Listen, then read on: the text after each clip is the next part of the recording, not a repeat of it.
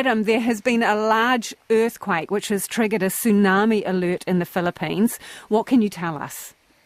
Yeah, just over an hour ago, a 7.6 magnitude earthquake struck in the waters off the southern Philippines. And since then, a number of tsunami alerts have been issued, with people being urged to evacuate coastal areas and head inland or head to higher ground. The earthquake struck in waters off Manay town in the Mindanao region of the Philippines and happened at around a depth of 10 kilometres. That triggered a number of tsunami warnings. The Pacific Tsunami Warning Centre is saying that the waves could reach up to 3 metres above normal tidal levels along some coasts in the Philippines. And the first tsunami waves are expected to possibly arrive in around half an hour and could last for a number of hours. Tsunami warnings have also been issued in Indonesia, in the northern Sulawesi and Papua regions, which is actually more than 300 kilometres away from the earthquake's epicentre. In terms of the actual earthquake and the actual damage, obviously the picture is still developing, but the governor of the southern Philippine province of Davao said that some buildings were reported to have been damaged, and he said that the earthquake quote was very strong. We've seen pictures of people outside a hospital receiving treatment because everyone evacuated the hospital when the earthquake struck. And of course, the Philippines just been hit by a big earthquake last week in Cebu, the deadliest since 2013. But now we're really just awaiting to see if this tsunami is as bad as feared. And a massive parade is expected in North Korea as the ruling party turns 80. I mean, what is expected?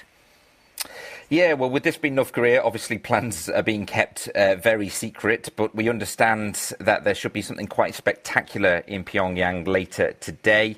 There's been a number of clues about what they're planning to mark the 80th anniversary of the founding of the ruling Workers' Party. South Korean military, they said that preparations have been going on for a while for some kind of parade. We've obviously seen this before in North Korea when there have been big anniversaries or big events. There could be some pretty advanced weaponry showing off, including a next-generation intercontinental ballistic missile.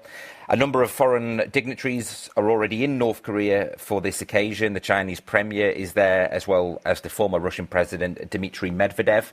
And you may remember that Kim Jong-un, he went to China just around a month ago as a guest at their own huge military parade in Beijing. And that really seems to have emboldened him on the international stage. Last night, he told the guests who had gathered in the North Korean capital that North Korea's global standing was growing stronger every day. He's also held talks with the Chinese premier, saying that they're marking a new chapter in relations between the new countries. But all eyes today will be on Pyongyang, the North Korean capital, for the expected parade, which could apparently happen at night and involve tens of thousands of people. So I'm sure, given previous parades, it will be pretty spectacular indeed.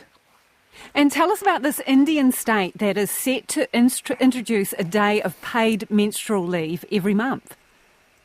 Yeah, really interesting story this. It's from the state of Karnataka, which is in the southwest of India and is home to what's known as India's Silicon Valley in the state capital of Bangalore.